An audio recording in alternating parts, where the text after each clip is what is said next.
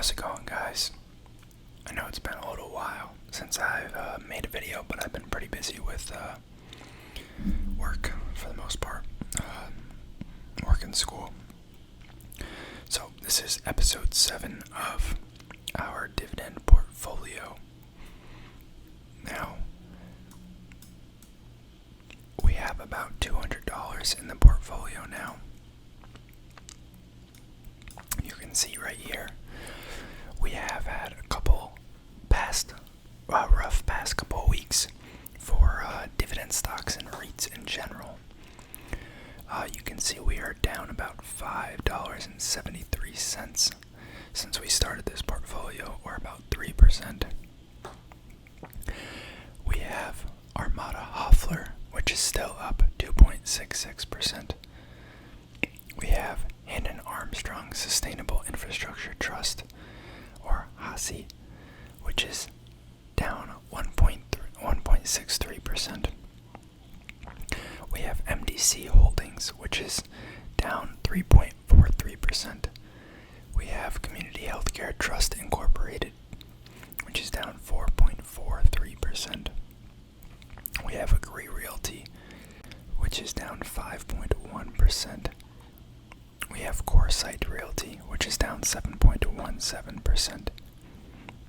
Now, I did decide, you guys may not have noticed this, but I did decide to buy a little bit more of each of these, particularly the ones that were down, to try and lower our cost basis a little bit.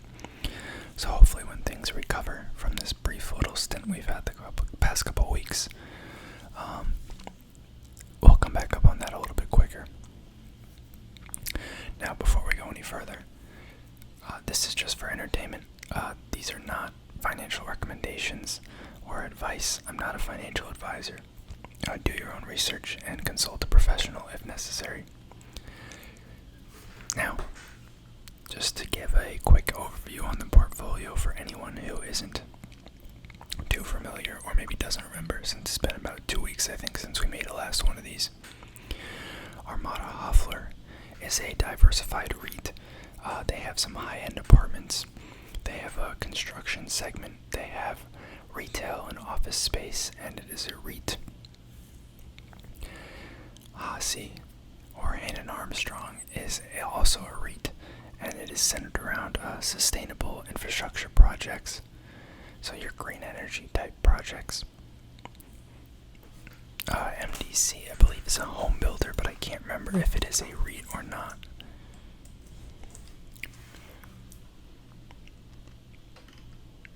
I don't think it is, but they're a home builder, and they have some other real estate services that they provide with their home building offerings. Community Healthcare Trust is a senior living REIT, I believe. Agree Realty is a retail REIT, and Coresight Realty is a data center REIT. And I have some popcorn here, so don't mind me if I'm eating.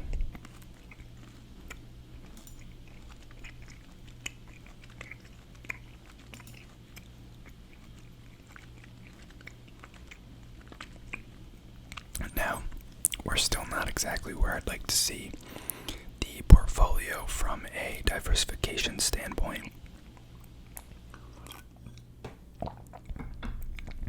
So we're going to keep going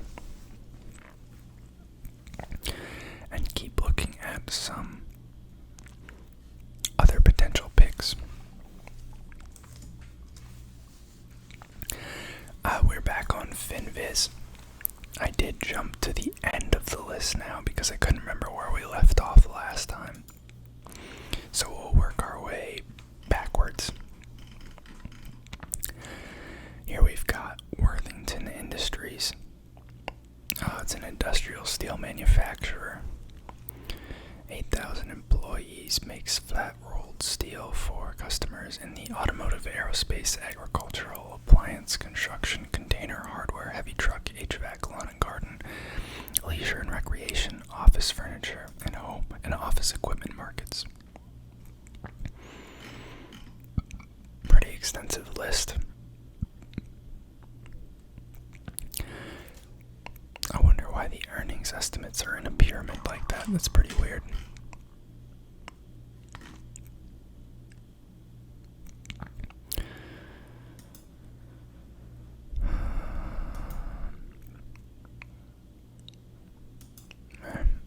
Nothing crazy enough about that to make me interested.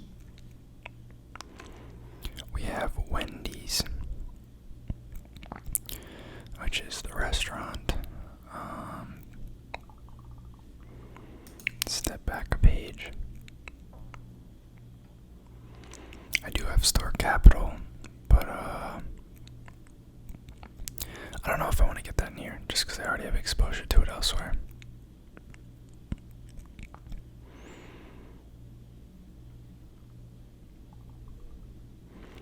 Trustmark, Trinity, Two Harbor, UGI, Ralph Lauren, some income funds, Global Silver Miners, ETF, SIL.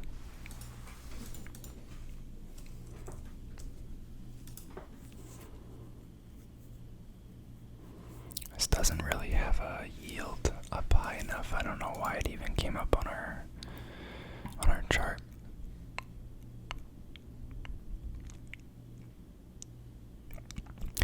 Sunoco.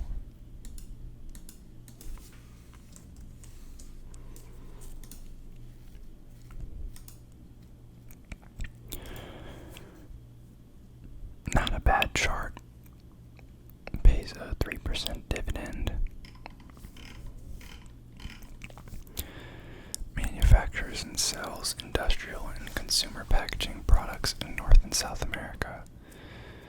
Paper and thermoformed, plastic round and shaped rigid containers and trays, extruded and injection molded plastic products. Printed flexible packaging products, brand artwork management, metal enclosures, backer cards, blisters, heat sealing equipment. Pretty neat.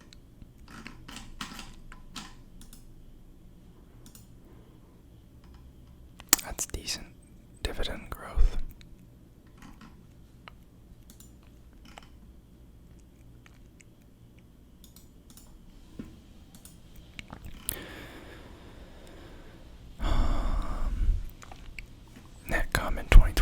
Net income in 2020 was disappointingly low, but this was caused by high impairment and restructuring charges.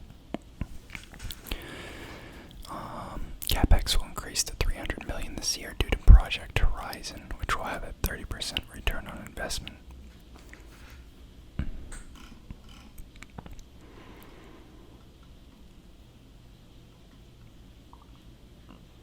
So they sold some portions of their business, I guess, in an attempt to streamline the company.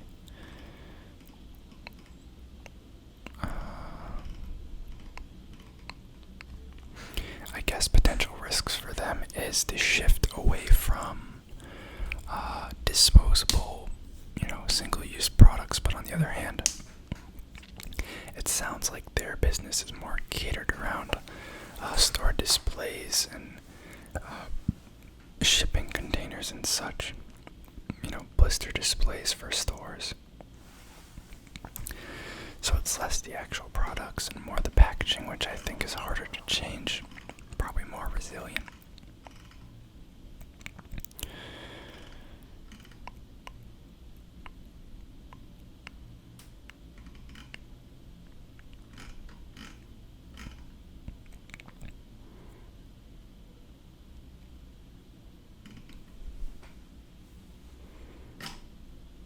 Let's throw it in macro trends.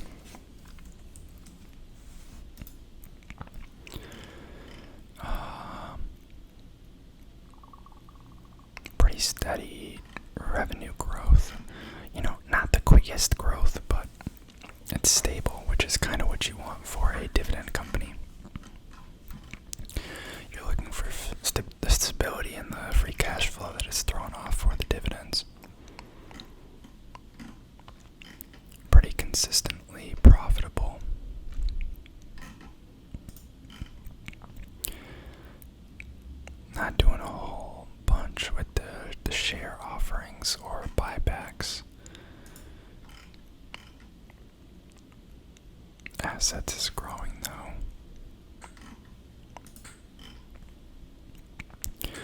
Total liabilities of 3.2 billion. Total assets of 5 billion. Cash on hand of 260 million.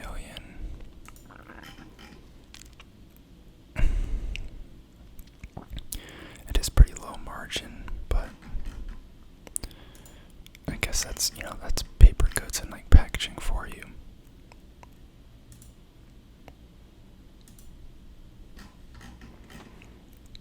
Let's check out their company page.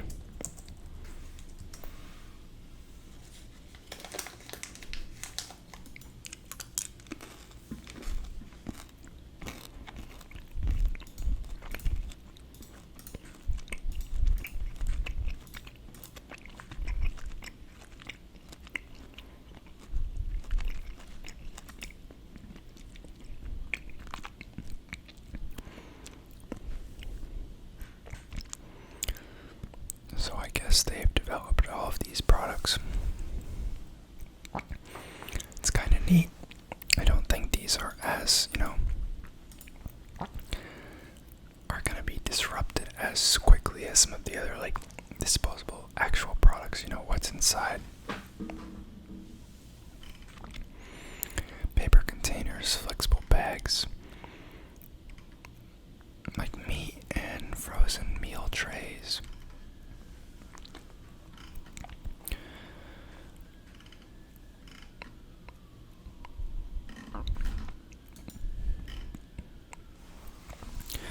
Paper tubes and cores for string, I guess. Spools, recycling.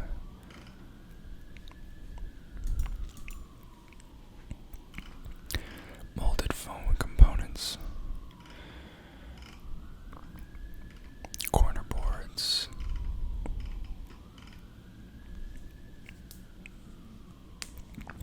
Foam packaging. And then healthcare packaging, I guess.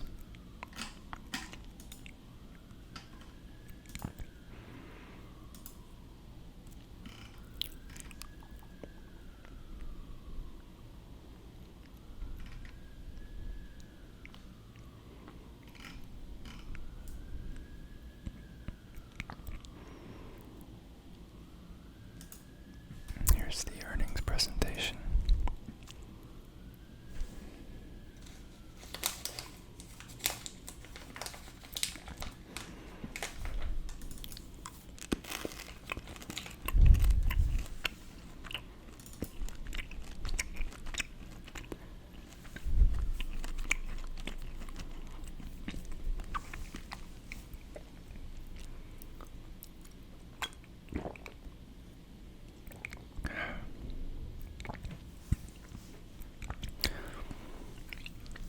All right.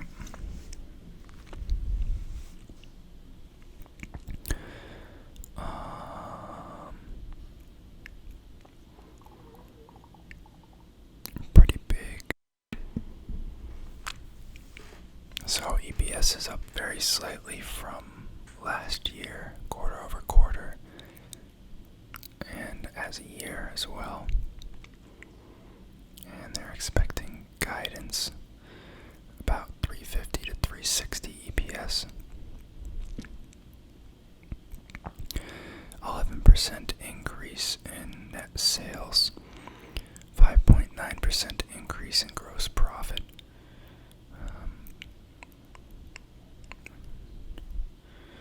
Net income up 3.8%.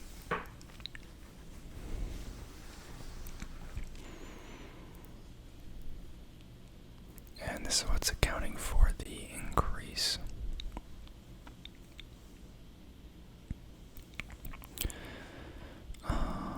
Operating profit.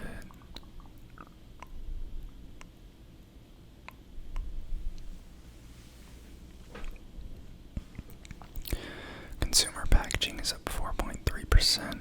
Industrial paper packaging up 33.7%. Everything else down 18.8%. I don't know what everything else is.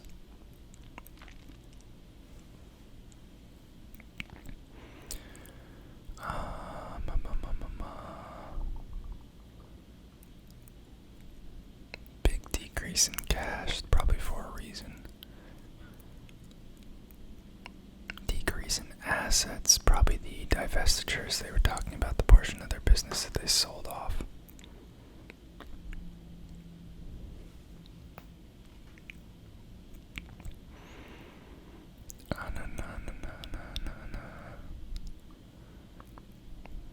That was pretty brief.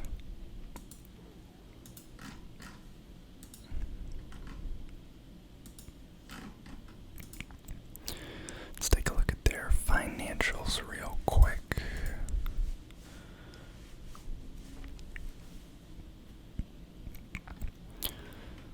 Revenues, gross profit.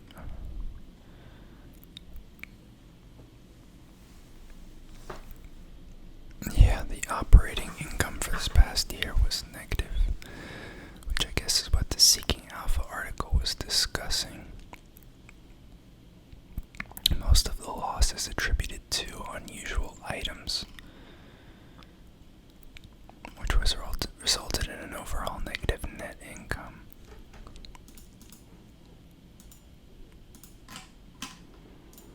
Let's see if we can figure out some more info on that.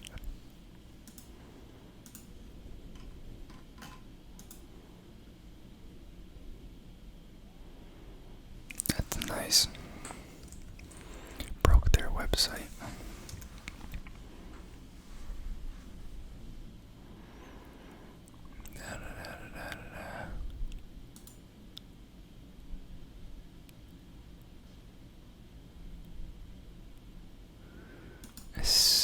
Is it me or is it Seeking Alpha?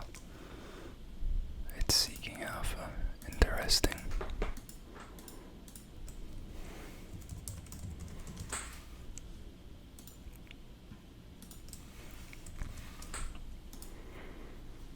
That's weird.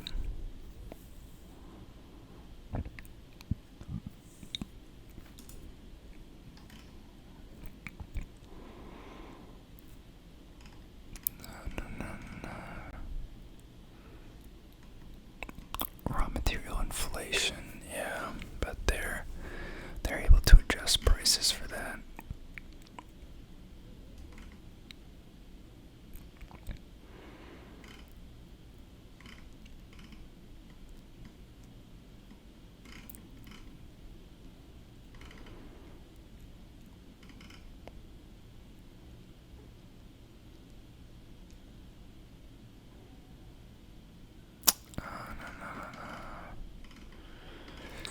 I think we're gonna add this one, guys.